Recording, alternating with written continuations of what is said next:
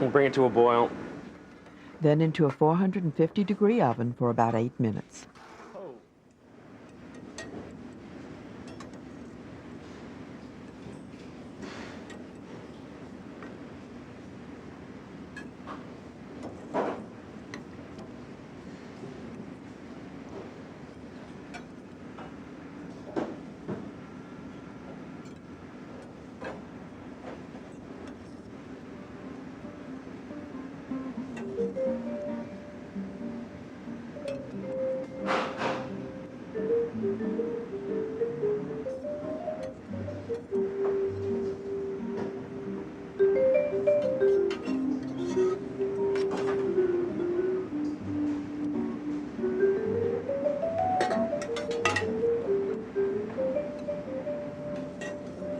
Cooked pasta enriched with butter and olive oil and flavored with fresh herbs is a side dish.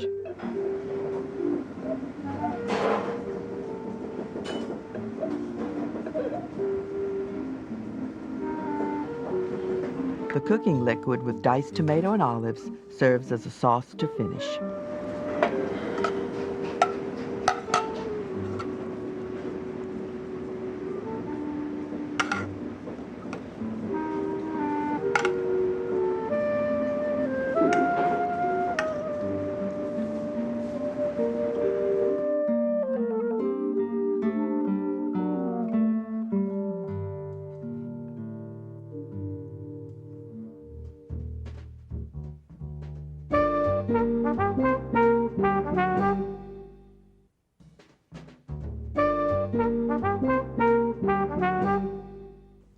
Royal Dahlstrom cooked in various restaurants in Wisconsin, then in Minnesota, including Goodfellows in Minneapolis. Now from the Franklin Street Bakery, he supplies pastries to several restaurants in the Twin Cities area. His dessert is sweet potato pecan pie, served with star anise ice cream. The pie crust shell is made with all-purpose flour, wild rice flour, butter, and lard. Then we're going to add our water. 1/3 of a cup. We're going to be very careful that we don't overmix this at all. We just want to bring it together, basically. The dough is rolled out and shaped into buttered tart shells. We're going to add a little tiny bit of flour so it doesn't stick. And on any good pie dough, what we want to do is make sure that we're not overworking it. You're going to roll, and then you're going to let it relax. We're going to let it roll, and we're going to let it relax.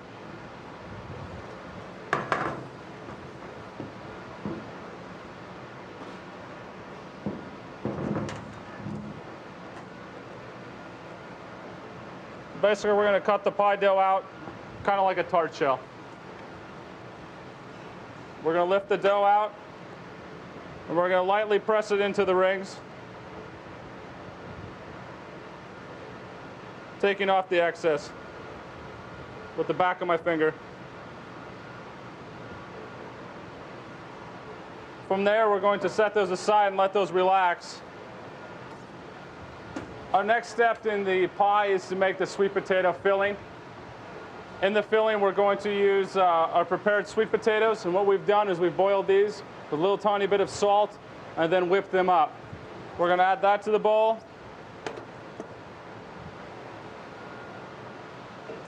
We're going to add our sweetened condensed milk.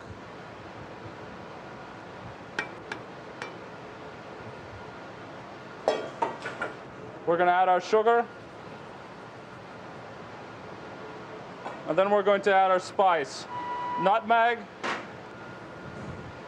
clove, allspice,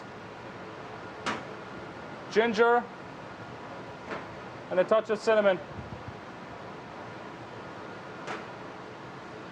We're going to whisk this up by hand, and then we'll add our eggs very slowly. Next, we're going to make our pecan pie filling, which actually has a touch of bourbon in it. We're going to add our corn syrup. We're using a light corn syrup. Little brown sugar. Some almond extract. Some bourbon. Some melted butter. We're going to mix these together until there are no more lumps of the sugar.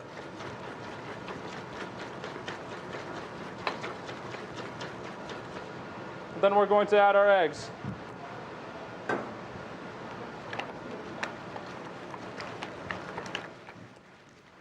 The tart is filled halfway with the sweet potato mixture.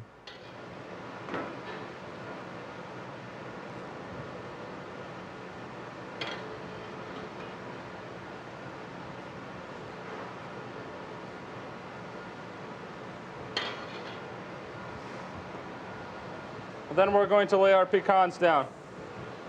I'm using half roasted pecans. We're going to lay these in a nice order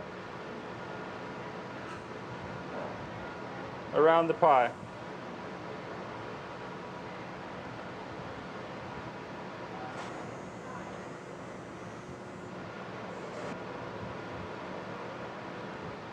Then the last step is we're going to add our pecan bourbon pie filling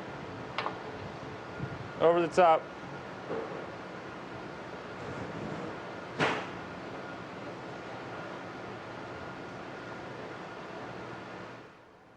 Bake at 325 degrees for 40 minutes or until golden brown. Serve at room temperature. Being careful not to get on the outside. Then they're ready to go into the oven.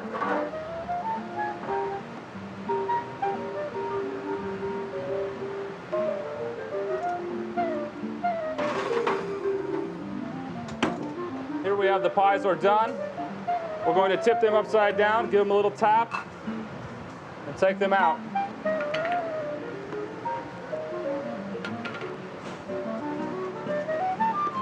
As you can see, the top's nice and caramely from the pecan pie. And then we're ready to plate the dessert. First part of the plating presentation I do today is take a little creme anglaise, go back and forth. I take a little maple caramel sauce, go across, place the pie. I'm going to add a little tiny bit of sweetened whipped cream next to it.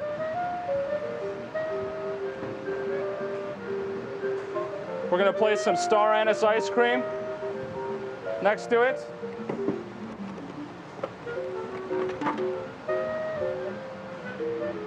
A couple fresh flowers around the plate. And there we have a sweet potato pecan pie with a wild rice crust and star anise ice cream.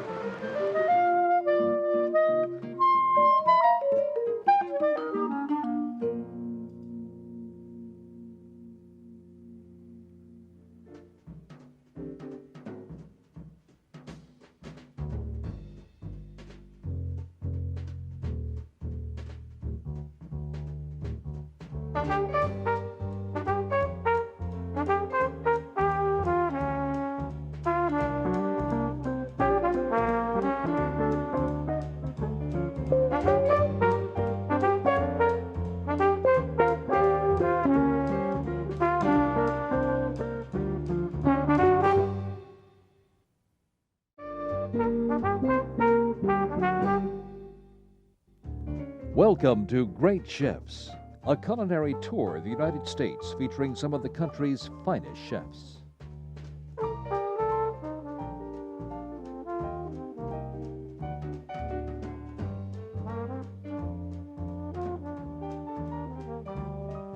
The appetizer comes from Mise en Place in Tampa, Florida.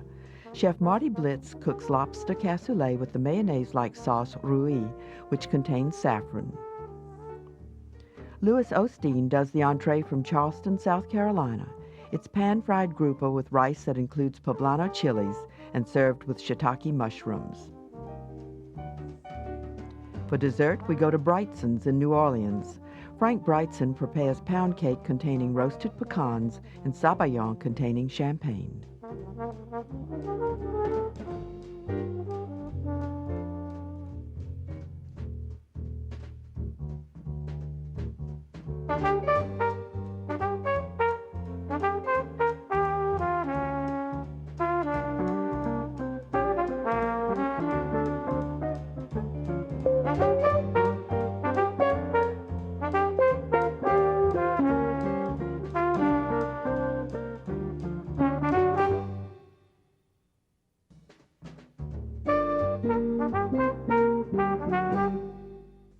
The urban bistro Mise en Place features the creative food of Marty Blitz. In 1996, the restaurant was named grand winner in the Central Florida Gulf Coast category of the Zagat survey. Chef Blitz features Florida lobster in an interpretation of cassoulet with saffron roux. Cassoulet is begun by sautéing chopped garlic, onion, celery, and carrot. Add a bay leaf, a little bit of fresh thyme, chopped up. We're going to saute this a little bit.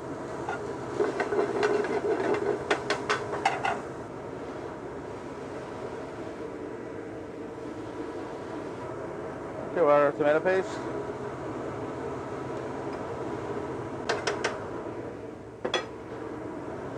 Throw that in.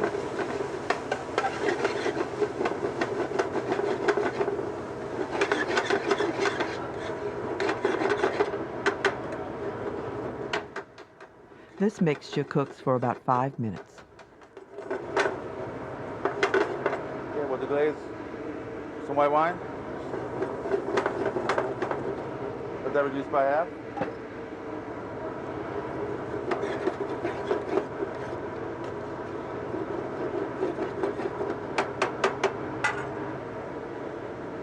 Let's add our lobster stock.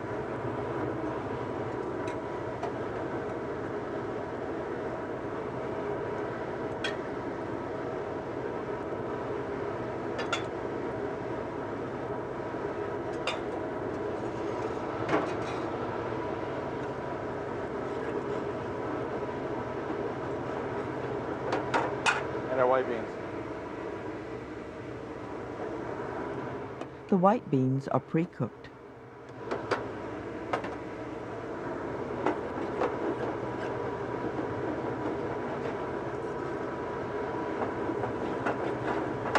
Okay, we're going to cook this till it kind of slightly thickens. While it's cooking, we're going to make the roux. It starts with 2 eggs. A little bit of cayenne pepper.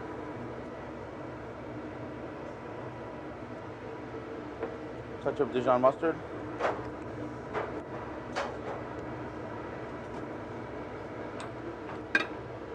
A lemon.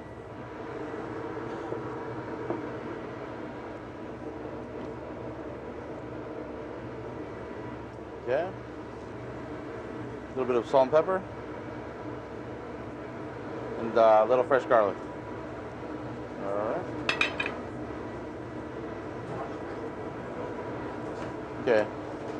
Gonna blend this on high.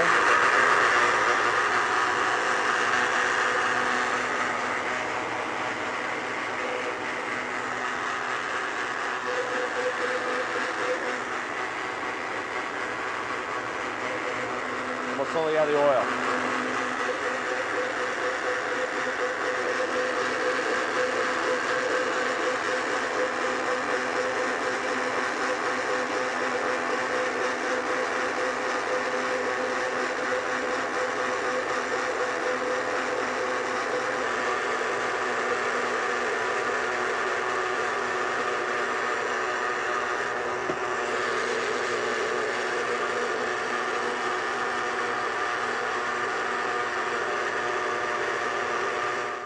A total of a cup of olive oil is used.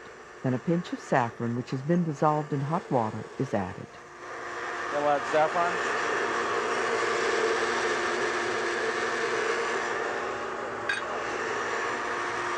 Florida lobster tails are chopped.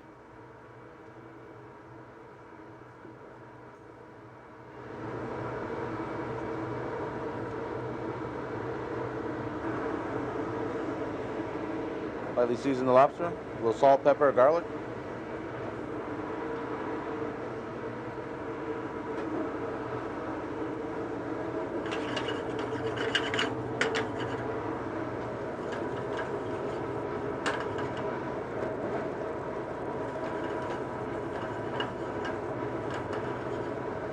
Touch of white wine.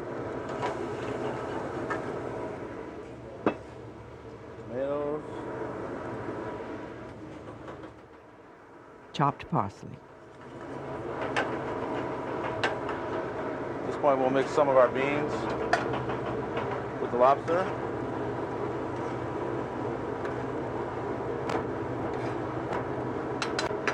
Complete the dish. A little more stock.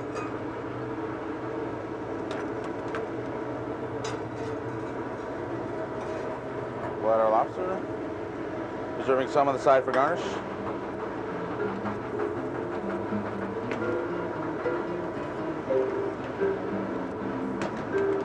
Season with a little salt and pepper.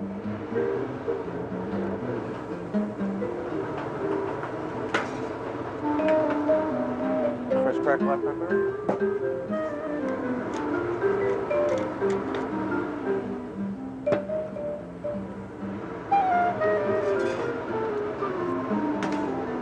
Touch of whole butter.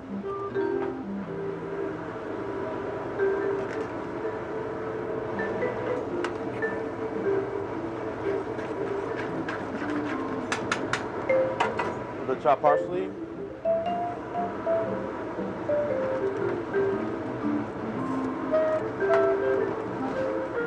Decassoulet in a large bowl.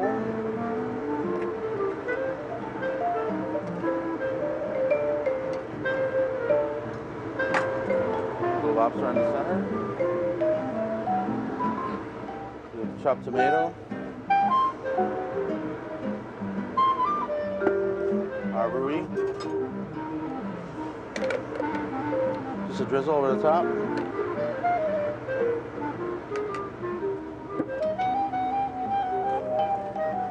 A couple crostinis on the side. A little bit of fresh thyme. A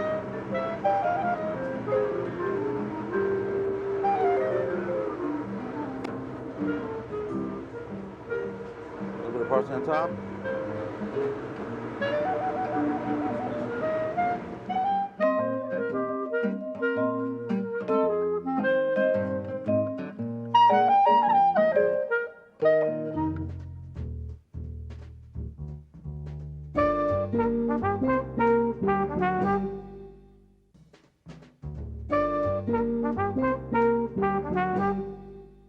At the time of taping, Louis Osteen was holding forth at his grill in the Charleston Place Hotel.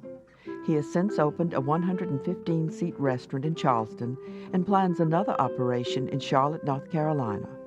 He shows an affinity for Southern cuisine with grouper and rice with poblano peppers.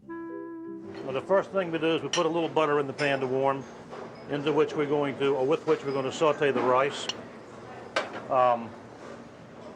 Turn that up. Let that melt. I may have put a little bit too much. Usually when I air with butter, it's on the side of excess. Funny how that works. We just fed some butter to the fire. That's good. All right. We're going to have that. We're going to put in the shallot. And we're going to put in the chilies, the poblano chilies in this case. We're going to let those cook for a few minutes.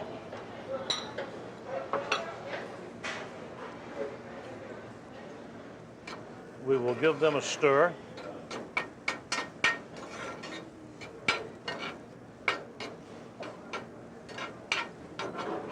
We have the hot stock already hot, and I'm going to add to that now. I'm going to add a half a bay leaf and a little bit of fresh thyme and let those sort of macerate for a little while, and it'll make the flavor a little bit better. The peppers are cooking. This is a spicy dish. Rice was the central part of the commerce of Charleston for a number of years. In fact, Charleston used to be the largest producer of rice in the country until about the beginning of the century, at which time a series of disasters, both natural and unnatural, took care of the rice business down here. So now I think it's California and Texas.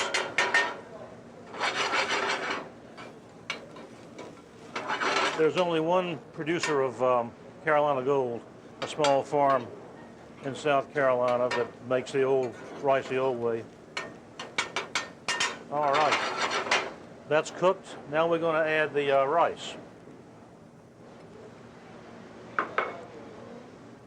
And we're going to Stir the rice, coat it well.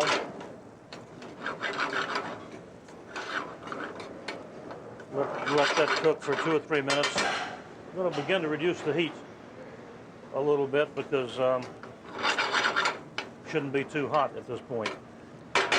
Now that's cooked and I've banged on it sufficiently. We're going to then take it off the heat, pour in the hot stock. It needs to come to the simmer, but not too fast. Be tasted for salt, tasted for pepper, and at this point we're going to sprinkle in just about a half cup of vermouth, just for its perfume.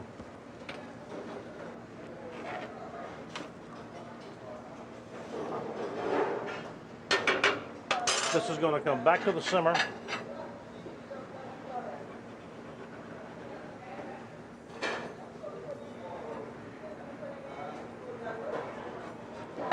We're going to cover it and put it over here on very low heats. This could also go in the oven, but on the top of the stove I tend not to forget about it quite so much. Now the grouper. The grouper is a wonderful fish. It's a big white fish. It's local to this area, to a lot of areas. The grouper is a big fleshy fish. It has really sweet meat, and this is what we're going to use for our fish. We're going to put a little more butter in the pan, and this time we're going to add just a little bit of peanut oil. The peanut oil to fortify the butter so that it doesn't burn while the grouper cooks. Salt, pepper, and just as it starts to color, the foam sort of fades away, we can plop in the grouper. There it is. And while we're here, we're going to just put the a little salt, a little pepper on the backside. That's going to be a good looking, good tasting piece of fish. Want to be sure to maintain the heat high enough so that the grouper sautés. You can see the way the bubbles pop around. You can hear it. If you get the flame too low, it cools off. The grouper's going to steam. It'll probably stick to the pan. So don't be timid with your heat. That's something I think that a lot of people do. They're a little bit afraid to put the right amount of heat. But go ahead and blast it away. It'll work good. Sliced shiitake mushrooms are sautéed in a little butter. Be careful not to slice them too thin because they'll break because they're delicate. It's looking good. I'm going to sprinkle a little, just a couple of drops of white wine there, or vermouth. And at this point we add just about a half cup of broth. The mushrooms are finished with chicken stock and salt and pepper. Rice with lots of peppers. It's real aromatic. You'll see if you try it at home. It's nice and moist.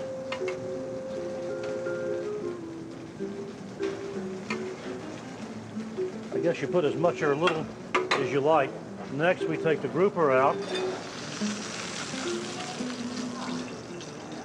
Put it right on the pan, right on the towel there just for a second, just to take any pan grease off that we don't want to have on the plate. Put the grouper like so. This is just a little bit of sauce that goes on just around the edges.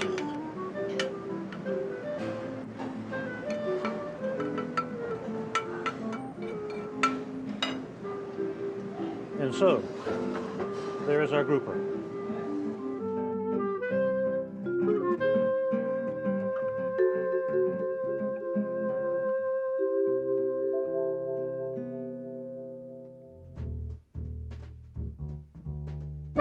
Frank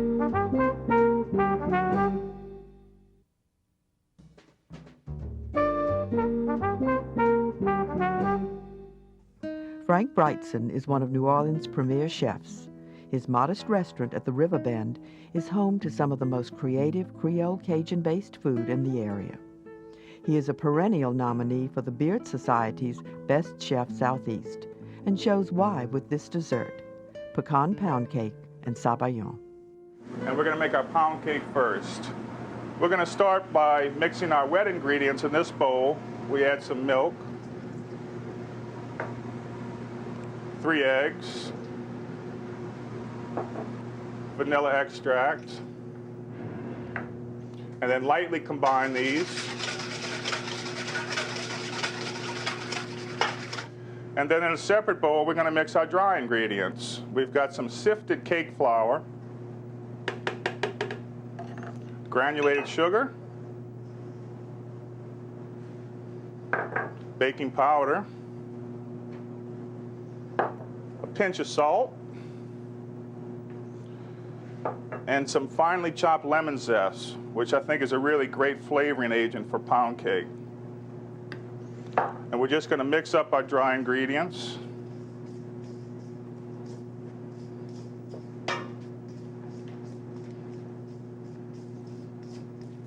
Once the dry ingredients are combined, we're going to add some softened, unsalted butter.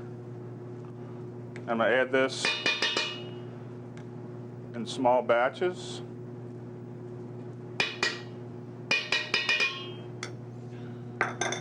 And we're going to combine that.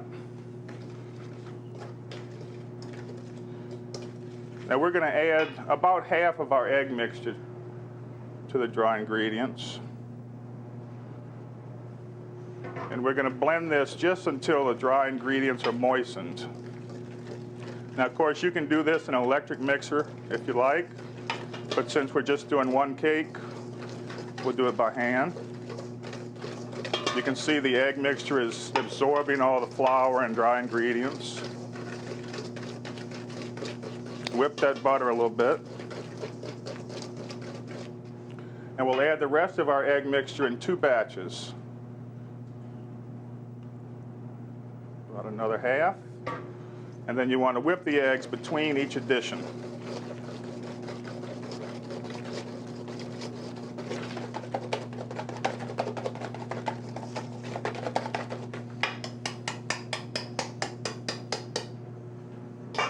Our cake batter is nice and fluffy. And we'll add our last ingredient, which is coarsely chopped roasted pecans.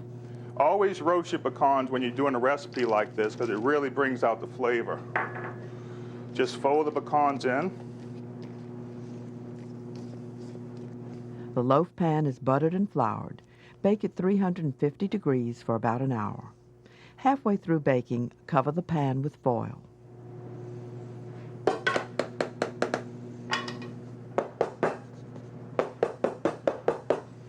The sabayon is begun by whisking egg yolks and sugar. This will help dissolve the sugar into the sabayon.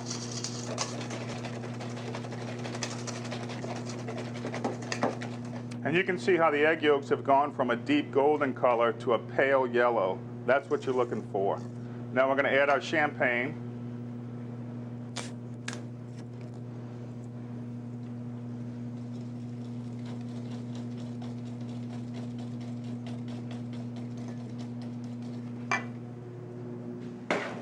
And our vanilla bean.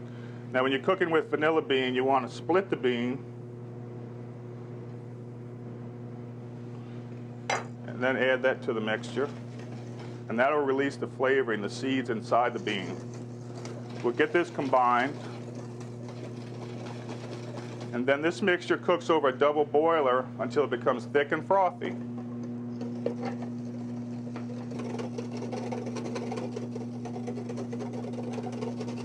Our sabayon is getting nice and thick and fluffy, which is what we're looking for. We'll go just a couple more seconds. Remove the vanilla bean. Beautiful.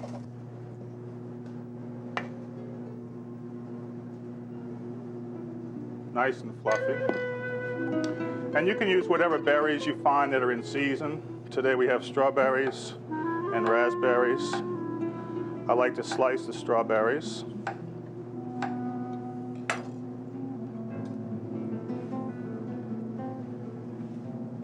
Arrange those on the edge of the plate.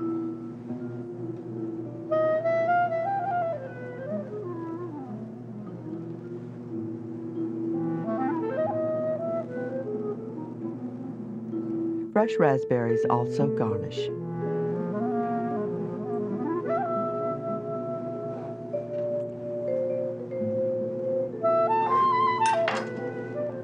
Wedge of pound cake in the middle.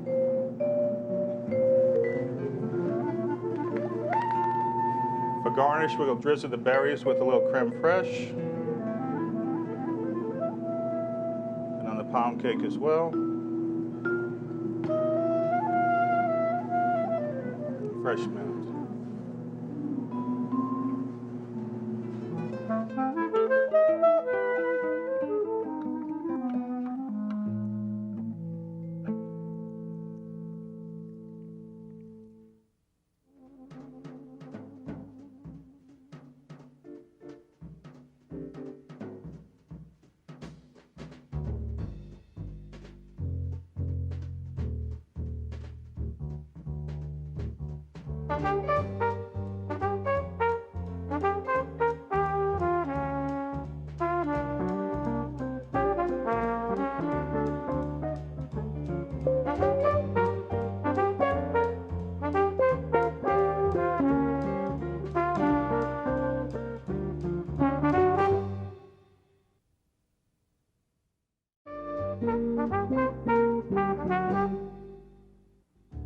Welcome to Great Chefs, a culinary tour of the United States featuring some of the country's finest chefs.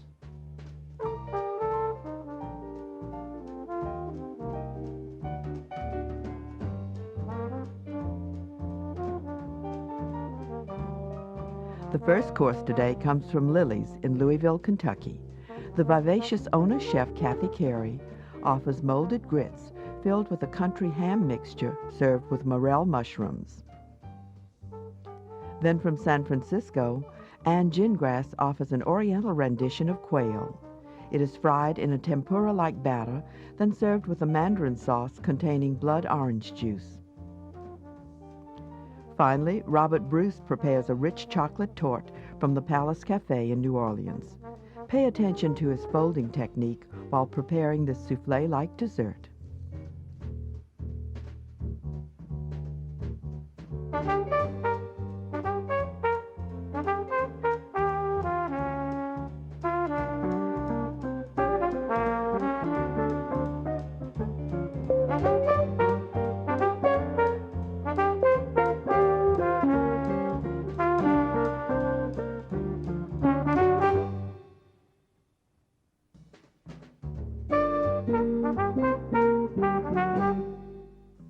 Lily's in the Cherokee Triangle of Louisville has become one of the most popular dining destinations in the city. Kathy Carey is a native of Kentucky and has built a national reputation on development of the region's cookery. Here's an example: grits timbo with country ham. The grits go into boiling salted water. Slowly adding the grits so they will not lump, with a pinch of salt. Reduce my heat. Grits, the polenta of the South.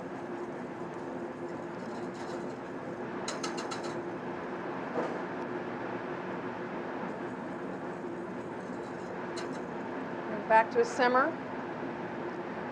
Let it simmer about 5 minutes.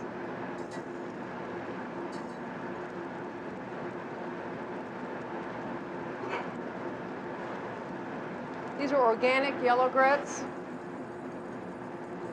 These are unbleached, and we get these from California, health food stores.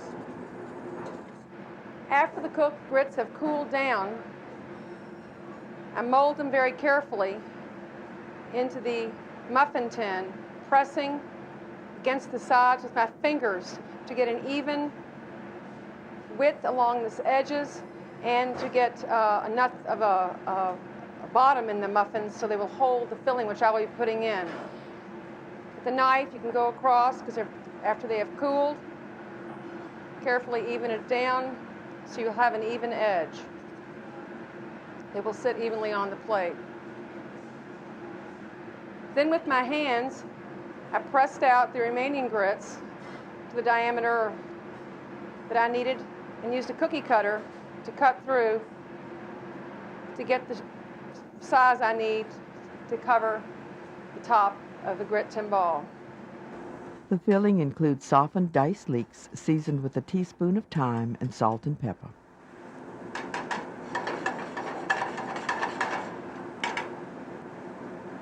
Add my country ham that I've diced. Kentucky country ham, of course.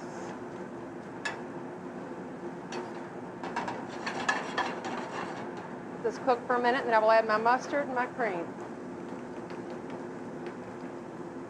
Half a teaspoon of Dijon mustard.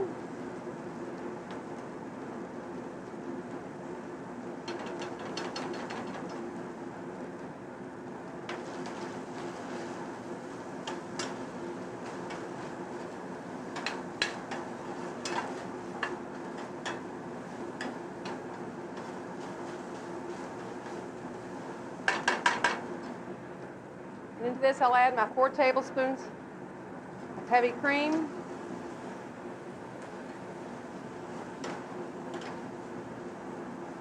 And I'll reduce to get this nice and thick. Just about when the cream is all evaporated. Just about now. It's ready to go into the cups. On a cookie sheet, I'm going to fill the cups with the country ham leek mixture. It smells like the country. It's great.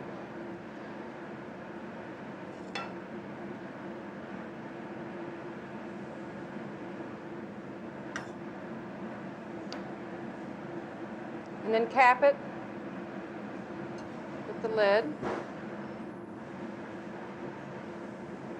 And we'll go briefly into the oven to heat up the grits before I add the sauce. 400 degrees for about 8 minutes. For the sauce, shallots go into melted butter.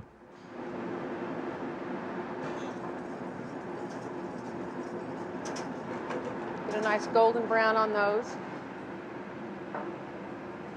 Morel mushrooms are used. Morels are very much of a treat for us around Kentucky. We get them locally from Indiana for about a 6-week period.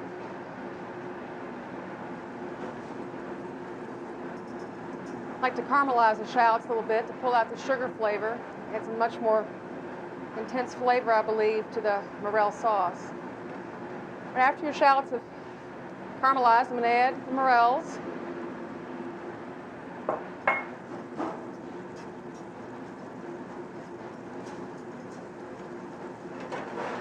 Wilt them a little bit. Now I'm going to add my beef stock, rich beef stock, some Cabernet Sauvignon. Reduce it down to half. It will intensify in flavor and it will thicken up before I finish it with just a little bit of butter.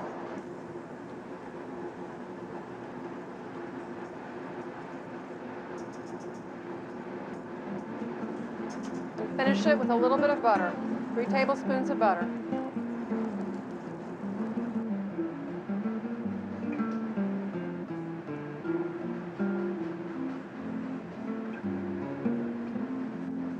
Presentation, I like the sharpness of the arugula, the country ham and the morels. Take the timbale, invert it. There's a surprise inside for the person that eats it.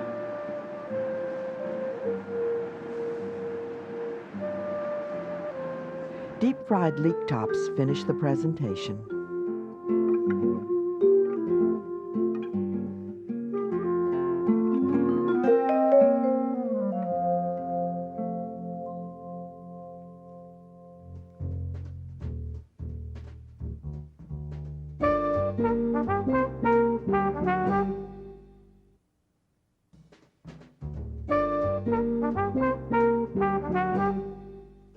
When this was taped, Ann Gingras and her husband David were cooking at Postrio, just off Union Square in San Francisco. Prior to that, she had worked at Wolfgang Puck's Spago in Los Angeles and Jeremiah Tower's Stars in San Francisco. Her entree is mandarin quail with blood oranges and greens. Semi-boneless quail are cut into quarters.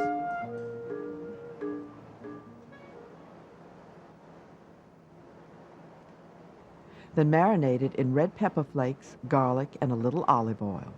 This could be done a day ahead and held covered in the refrigerator.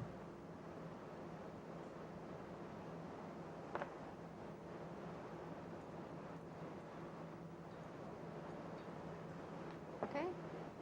Eventually, the quail will be coated with a combination of rice flour, salt and pepper, and cold water.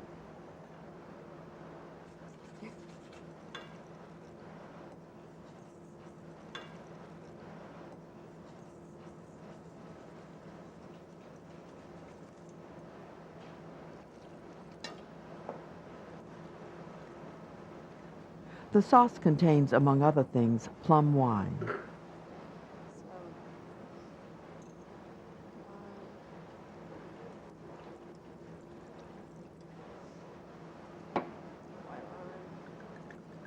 Also white wine, shallots, garlic, and ginger.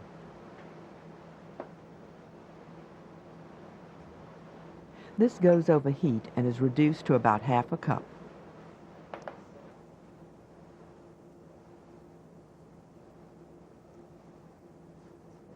Blood orange juice is added, and this mixture is reduced by half.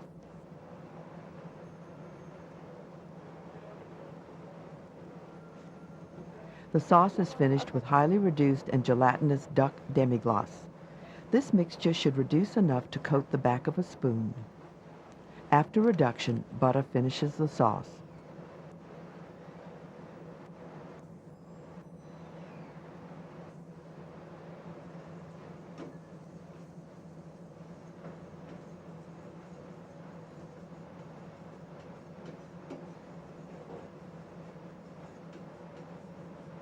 A vinaigrette that will eventually dress the greens begins with a reduction of blood orange juice, chopped jalapenos, garlic, ginger, and shallots.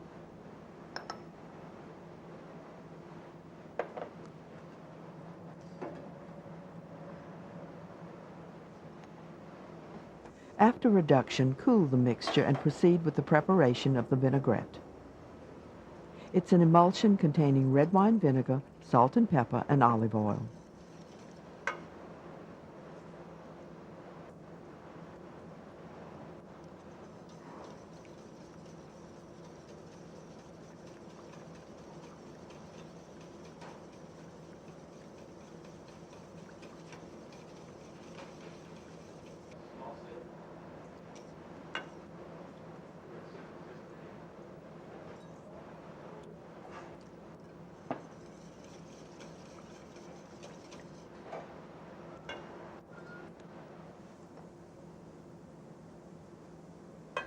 Mixed greens are dressed and blood orange segments are added.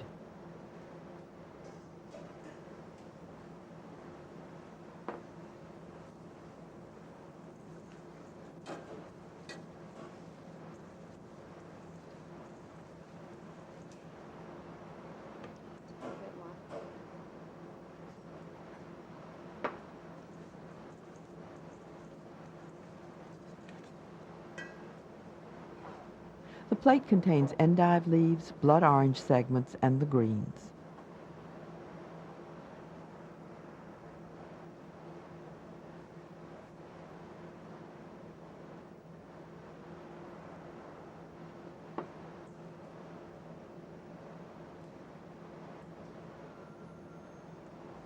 The quail is seasoned with a little more salt and pepper, then coated with the rice flour mixture, then deep fried.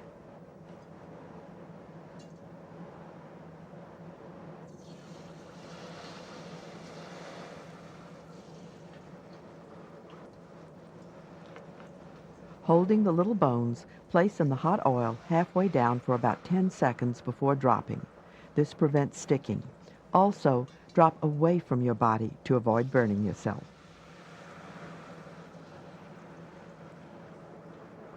It's really hot.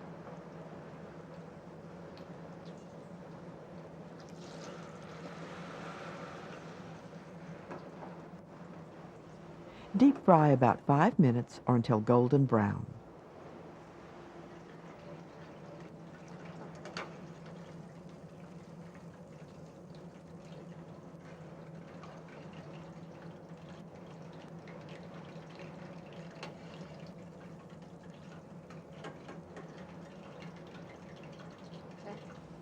The blood orange sauce is brought to the boil and will coat the quail.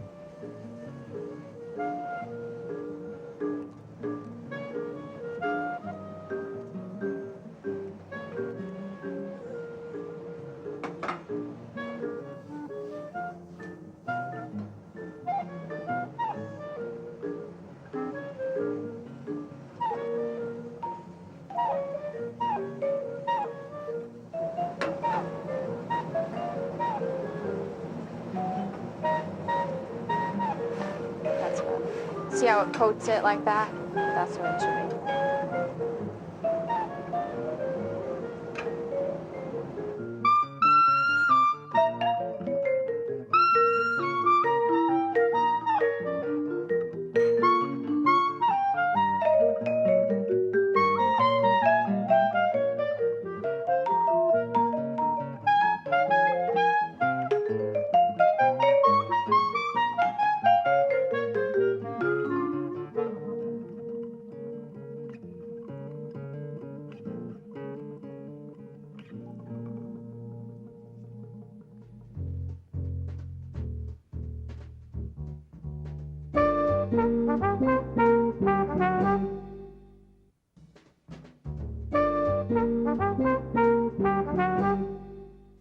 At taping time, the executive chef at the Palace Cafe in New Orleans was Robert Bruce.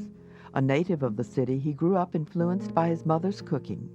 He cut his professional teeth in restaurants owned by the Commander's Palace Brennan family. Here is his dessert, a chocolate tart and strawberry puree. First thing we're going to do, we're going to make the chocolate tort here, which is a nice rich chocolate dessert, and it's very simple to make at home. What we have here is water, which if you want to boil, if you want to boil water fast, hot pan will do it because it's immediately boiling. To that, we're going to add some sugar. All right. We're going to stir that in there. All we're doing is having that come to a boil. Now, over our double boiler here, we're going to add dark chocolate and unsweetened chocolate right here. We're going to put that over our double boiler. That we're going to add some whole butter. Okay. Melt the butter and the chocolate together. Well, it doesn't take very long. You don't want to get the chocolate too hot because the cocoa butter will extract from it, and you'll have excuse me. You don't want the chocolate to get too hot because the cocoa butter will separate from it, and it'll make it taste real chalky. Now, what we've done here is quickly melt the chocolate. The sugar water is almost boiling. We're going to add this to the chocolate. It's going to make it melt a little bit faster, and we can actually take it off our double boiler and just fold the chocolate and the milk. We'll just fold the chocolate and the butter together. Okay. Careful not to splash yourself. We're going to take 6 eggs and we're going to beat them in the mixer.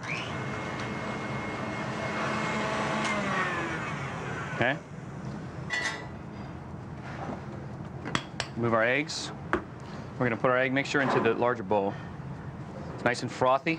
It's going to give the chocolate tort a nice aerated texture, which is very important with this dish. Over here, we're going to stir our chocolate and our water with our butter until the butter is melted. It's a little rich dish. There's no flour in this, but it's outstanding. A lot of this chocolate torte is technique. If you don't use the proper techniques, it's not going to work.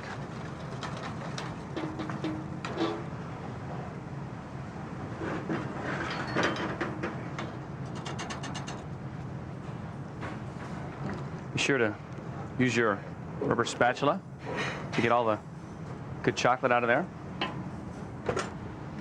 After this, we're going to basically fold this together. You want to try to retain the air bubbles and the egg yolks. So we just want to slowly swirl this until there are no little yellow ribbons in the chocolate. We have preheated our oven, and you can bake this in any type of dish you'd like. I prefer to use the small round soup tureens that we have here.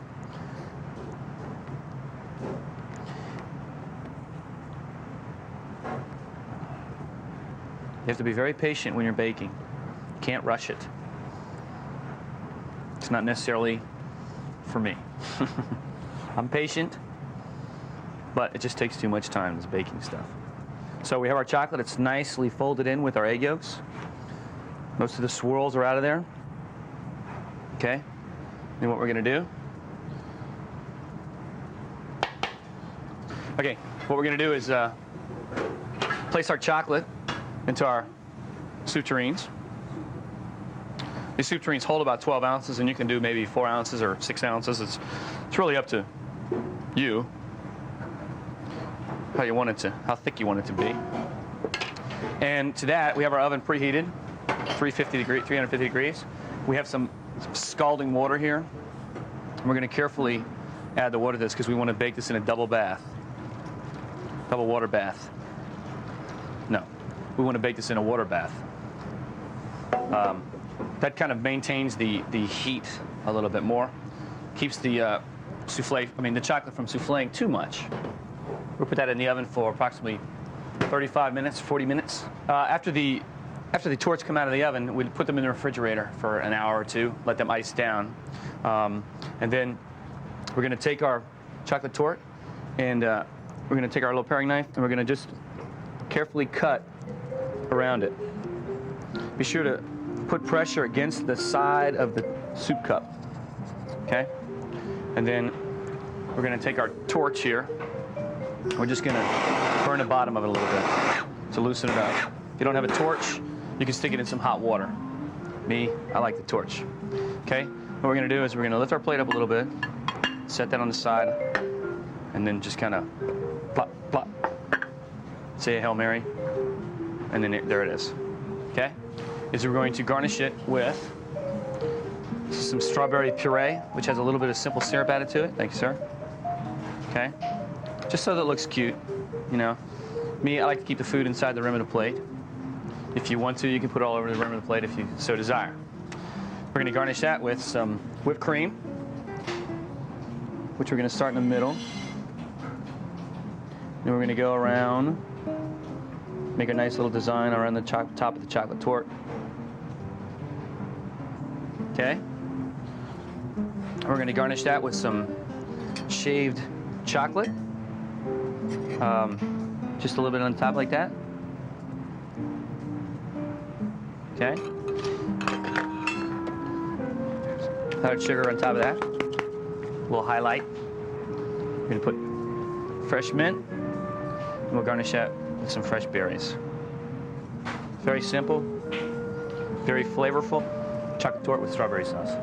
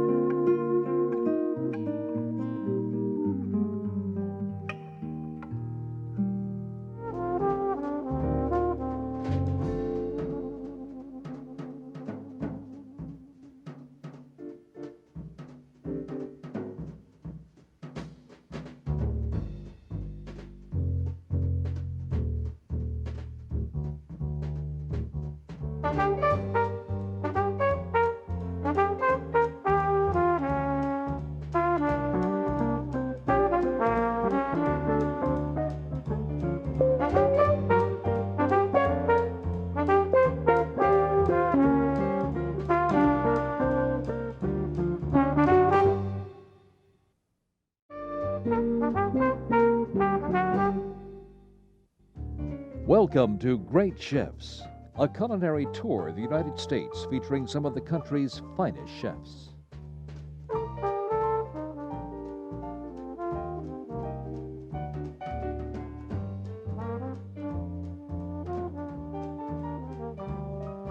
The start of this time comes from the Pike Street Cafe at the Seattle Sheraton.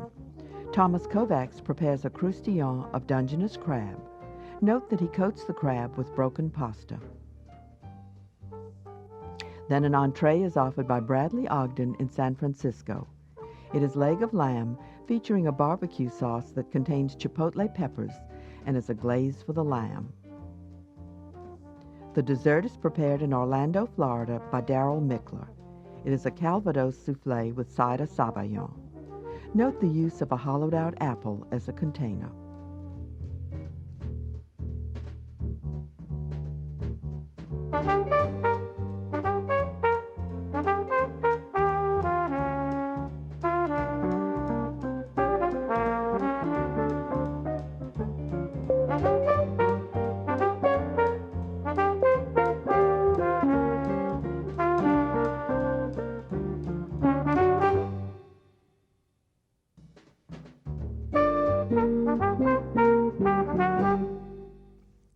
Thomas Kovacs was born in what was Yugoslavia, and through his long career has worked seemingly everywhere. Suffice it to say he can speak Hungarian, German, English, Spanish, beginner Japanese, and some Russian.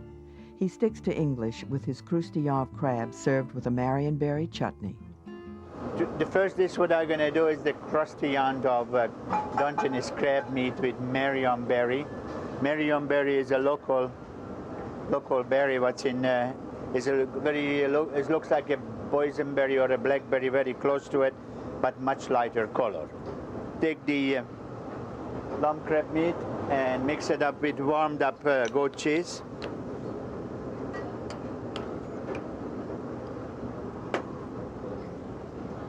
Gonna add a little bit of chopped fennel leaves, a few drops of Tabasco.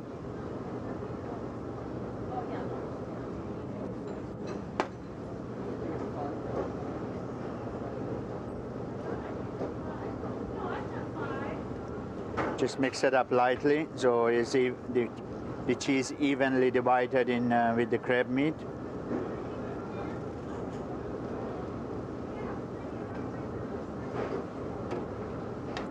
Okay, this is done. Then I take a very thin vermicelli or capellini and break it up in little pieces. You can do it with your hand. This is going to give the crust to the crab meat.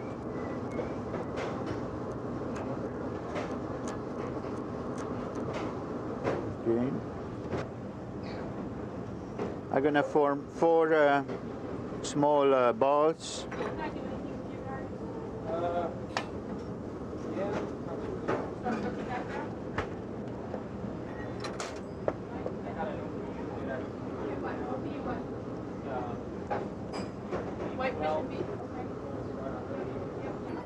But equal to 3 ounces each. Then I roll it into the vermicelli.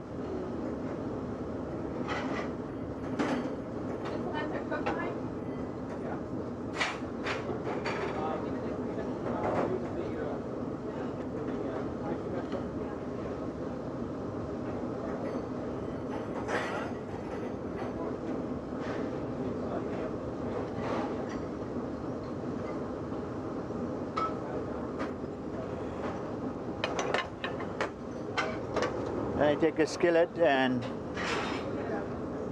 put them on a skillet. Spoon a little bit of melted butter over them.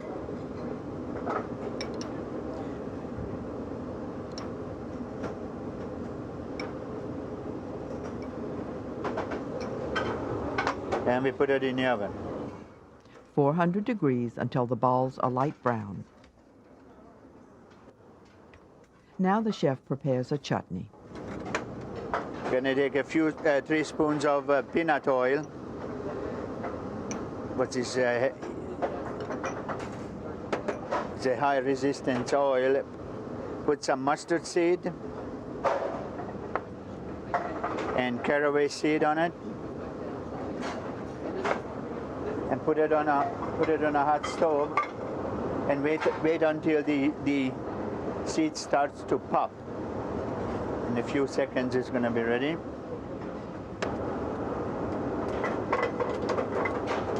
Then we take it off. Otherwise, it's going to all pop out.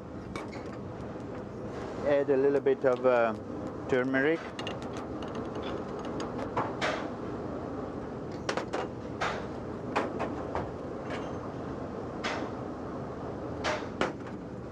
And fold in 1.5 cups of Marion berries.